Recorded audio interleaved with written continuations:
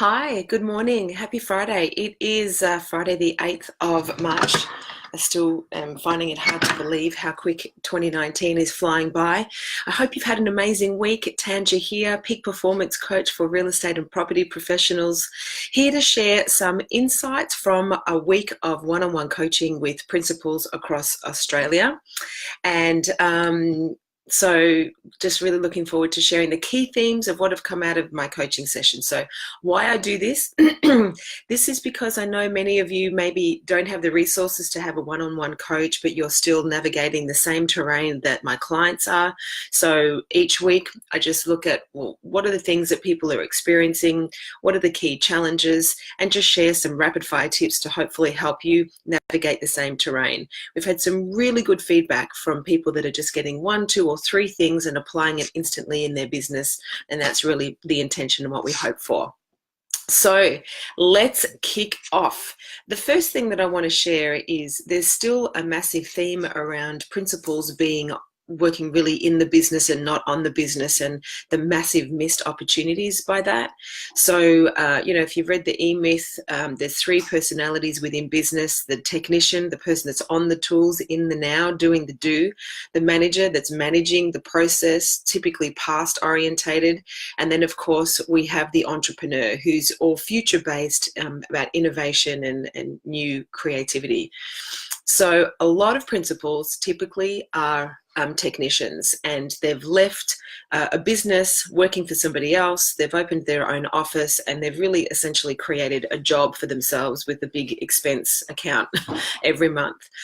So a lot of my work is about helping principals and teams get more strategic so they can actually achieve the goals that they desire. Kate Ashton, good morning. How are you, beautiful? So here is a couple of key themes. A lot of people are more fixated on the goal rather than get interested in the process. G'day, Jag. Great to have you here. Always great to have you there too, Kate. So no doubt you have some goals that you want to achieve for yourself, whether that's double your income, whether that is, lose weight, pay off some debt, build your team, recruit great agents. You've got specific goals.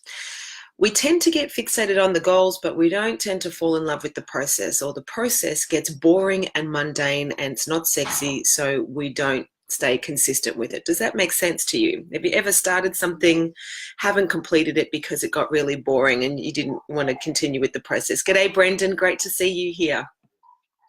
So if you want to achieve your goals, have the goal, make it clear, but get more interested in actually the process that it's going to take. The daily actions, the weekly tasks, the monthly dues, to consistently take the steps forward to become the person you need to become to basically have that result happen in your reality. If you don't fall in love with the process, if you don't fall in love with the action taking, the goal really will remain a pipe dream and just a goal. So let me ask you, what goals do you have? G'day, Mag. Great. Magdi, great to have you here. What goals do you have that you don't currently have a process for? What dreams do you aspire to fulfill that you aren't taking action on? Start to fall in love with the action and the process. That could be prospecting. That could be doing a personal budget. That could be exercising. That could be eating clean, whatever it is.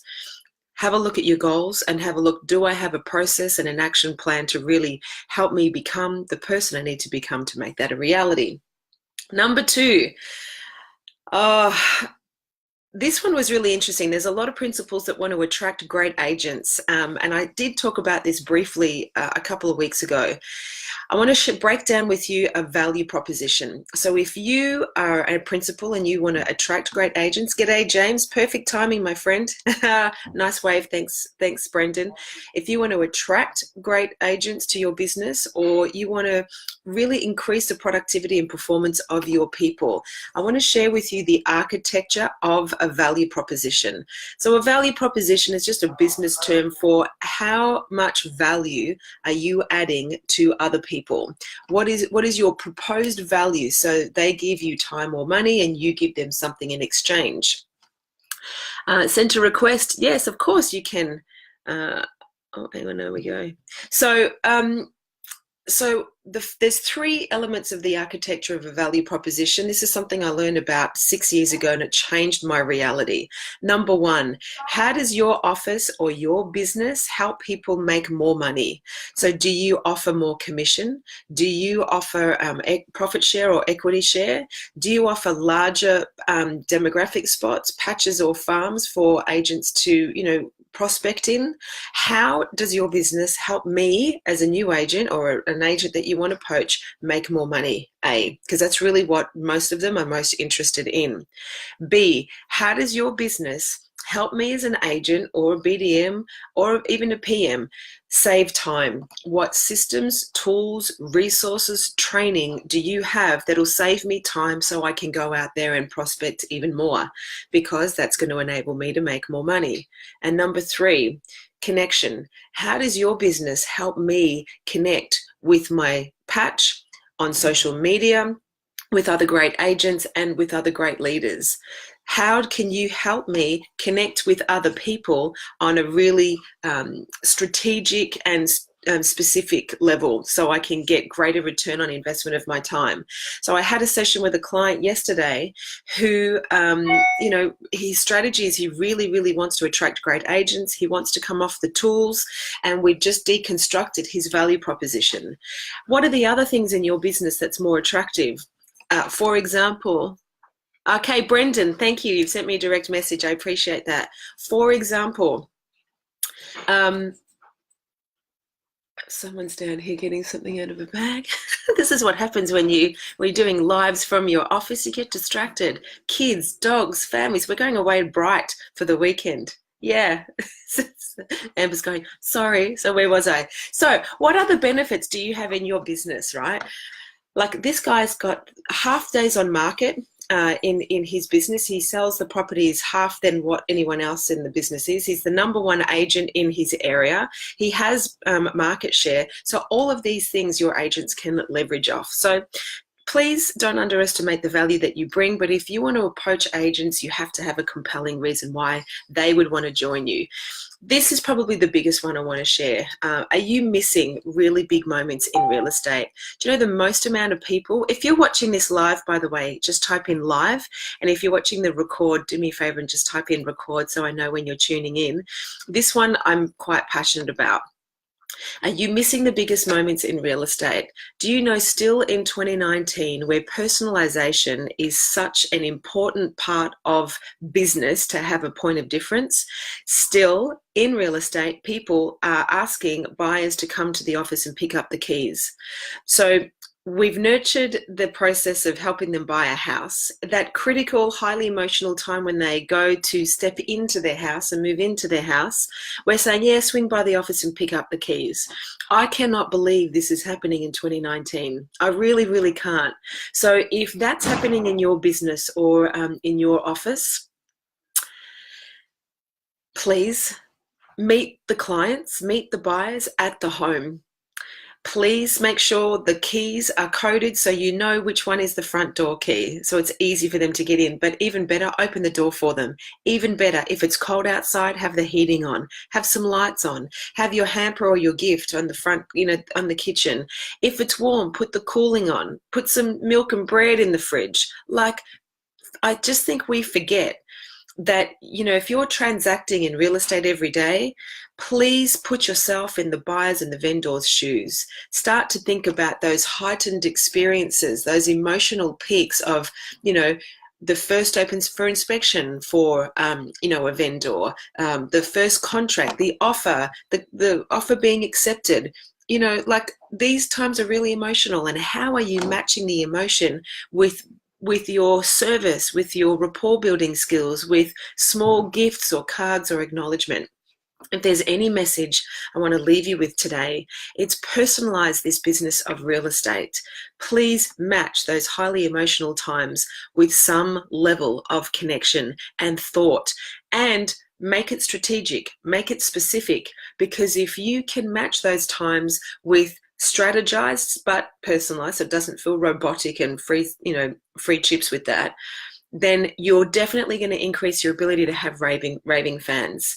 And if a buyer moves into your one of your properties, what happens to them 1 day, 1 week, 1 month, 1 year after buying a home with you? You know, I encourage my agents to make sure that, of course, there's a beautiful gift on arrival, but would it be, you know, easy just to have a loaf of bread and the paper and a card on the front doorstep, you know, for the next day? And then couldn't you do, like, you know, pizza vouchers or something for the second week? And what about some movie tickets for the first month? And how about after the first year, they get a letter from you that says, congratulations, it's been a year. G'day, Rebby, it's been a year since, you know, you've moved into your home. So you could be in one of 3 places. A, best thing we've ever done, not moving for anyone. If that's you, then please plant this sapling and enjoy watching it grow. Number 2, curious to find out what the current value of your home is now 12 months later. If that's you, give us a call. We'd love to come and let you know. And 3, we're on the move, something's happened, unforeseen, we're out of here. If that's you, let's talk about partnering you to the next chapter in your life. These little strategic touches can help keep and retain your clients and help them help promote you as a really beautiful agent or principal that's just doing great work because you're being relational and not transactional. Real estate agents still are the 3rd least trusted profession in our country. I just think we need to be less transactional, more relational, make it really special for people, and they'll remember you. Please put yourself in the vendor's shoes. Finally, today I want to mention one of my clients was really struggling navigating conflict with a fellow director. And a lot of people, even some people I spoke with today, they avoid conflict because they're scared of offending others or hurting people's feelings. If you've ever felt that, let me know. Type in, yes, I too have avoided conflict. Just Tanj, okay, that's you, Brendan. I wonder if I can check this message out while I'm here. Brendan, I'll come back to you today after this video. So if you're avoiding conflicts, give me a thumbs up. And if you'd love access to lean into those conversations and resolve them with ease, let me know, because I'm going to do a mindset mastery session on this. But really quickly, the reason we avoid conflict mainly is because our definition of conflict is it's a battle. There's going to be a winner and a loser, and someone's going to get hurt. And we don't want to offend people because we also like to be liked. All we need to do is shift the definition of conflict to it's an opportunity for clarity. It's an opportunity for connection, and was what one of my clients did this week. He really just changed his definition of it, which gave him more power to lean into the conversation, because he knew that if he didn't avoid it, it would help him better understand others and them understand him. It would build connection with the people that he was speaking with, and it would provide clarity so everyone could move on with ease. So it is very, very useful to change your definition of conflict pardon me, and see it as an opportunity for clarity, lean into the conversation, and don't worry about offending people. Just speak your truth, put yourself in their shoes, have a level of empathy. Conflict's really nasty when it's just battle of the egos and we're just ultimately addicted to being liked. So there's a couple of tips on how to attract great agents. Have a value proposition where you can effectively articulate how your agents can earn more money, save time, and strategically build connection with their farm area, so they can, gain market share and grow their business, greater than anybody else in that area or precinct. How to have raving fans. Peak those emotional times in real estate. If you're a vendor, a buyer, a landlord, or a tenant, map out the client journey, track where the high emotional times are, and do something memorable, specific, even if it's a phone call. Something I saw recently, which was really great, is an agent took a photo of a whole stack of shoes at the open for inspection and sent it to the vendor to say, hey, current situation, these things are fun. And it really takes nothing after an open for inspection to grab your phone and just shoot a video and say, hey, Kate, just letting you know we had 42 groups through, 3 Section 32s taken, and lots of really great interest. So we'll be doing some follow-up calls shortly, and we'll give you a more detailed report first thing Monday morning. Feel free to call me if you need, but I'll speak to you and let them know. Just quick little videos to stay connected with your clients. One other thing I did want to mention. This was a big theme. I have a a client that's got some new recruits that he's training. He's about 4 people, and he's trying to groom them into becoming, great agents. And this week, all of their licenses arrived. But here's his struggle. Listen, if this relates to you, he's doing his one-on-ones with them. They're not even turning up to the one-on-ones. Some are turning up late. And then B, some of them aren't even filling in their KPIs that he's requested them to do. This is before they even go out there and actually, communicate with any actual people. And this is a pattern. This has been happening for weeks. And he asked me for my advice. And I said, look, my concern is how you do one thing is how you do everything. If they turn up late, G'day Duke, if they're turning up late, if they're not even on time, if they're not even turning up, and they're not even, filling in a KPI sheet every week, why would you send them into somebody's house to put them in front of, partnering the sale of their biggest asset? I absolutely wouldn't. So my concern with many principals just take people and drop their standards. What's up, Duke? All the way from New York City. G'day, Stephen Bailey. Hi.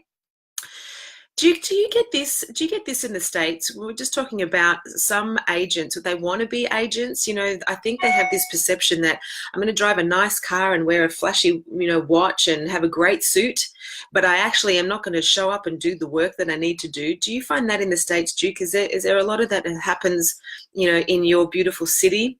Because a lot of it happens here. How you do one thing is how you do everything. If you can't show up and self-generate and have the standards to show up on time and do the work you got to do, then good luck trying to, have a competitive point of difference to other great agents out there. And principals, do not drop your standards by just taking anyone with a heartbeat who has no integrity with their word, because A, they're going to be representing your brand out there. And I don't know about you, but I wouldn't want them doing that. And B, more importantly for me, please do not send people into people's homes who have poor standards. Your vendors need better from you. You have to present and you have to be present and focused. Yes.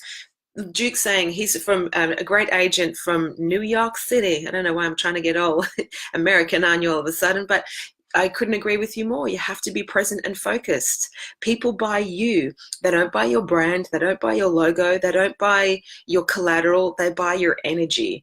And is your energy present? Are you showing up over there with them, or is it all about you? I promise you, if they sense it's all about you, they're out of there. They're going to go and talk to somebody else. So there's a couple quick tips for Rapid Fire Friday, how you can build raving fans, increase the productivity and your performance of your people by giving them an edge. If people are turning up late, not turning up at all, and not doing their KPIs, do yourself a favor, principals. Talk to your people and let them know this game is counterintuitive. You're going to have to self-generate everything. No one is going to spoon feed you anything. You have to develop the resolve and character and skills to be entrepreneurial. And if you can't do that, maybe this is not the right environment for you, and you need to go and actually get a job and open the door to their future, rather than drop your standards as a principal and have them in your business and try to, turn a piece of coal into gold. And that's not saying the human is a piece of gold, but their behaviors aren't gold enough to be able to go and ask permission to sell people's biggest assets. Let them go, and they'll find something else that hopefully will make their heart sing and they'll enjoy doing. So if you have a particular question on how to master your mind, rise resilient in a world of rejection, Duke's giving me a thumbs up, or you're struggling with a particular challenge, then I am here for you. If you have a particular question, just DM me or email me and I'll do my best to answer it. All of them will be answered anonymously. I won't say who you are or where you're from, and just really here to be of service to you. So please remember, real estate is highly emotional for people. Match people's emotions by a beautiful experience. Don't ask them to come to your office and pick up the keys. Meet them at the home, put the aircon on, put the heater on if it's cold, have a batch of wood delivered. Treat your business like a hotel concierge. Imagine how people will talk about your brand if they feel like they were the center of the universe when you were working with them, because really they should be, considering the size of the transaction that you're dealing with. So my thoughts for today, for Rapid Fire Friday, I hope you have a sensational weekend. Enjoy show day tomorrow, certainly here in Australia. Duke, thanks for tuning in all the way from New York City, my friend. And I look forward to seeing you for Mindset Mastery Monday next Monday. Bianca Davies, hi, we're just signing off, so feel free to watch the record. Much love, go well, and please, hotel concierge for your vendors, clients, landlords and tenants. Treat them beautifully. Don't be transactional. Watch the difference it makes to your business. Much love. We'll speak to you soon. Thanks for tuning in. Bye on Facebook.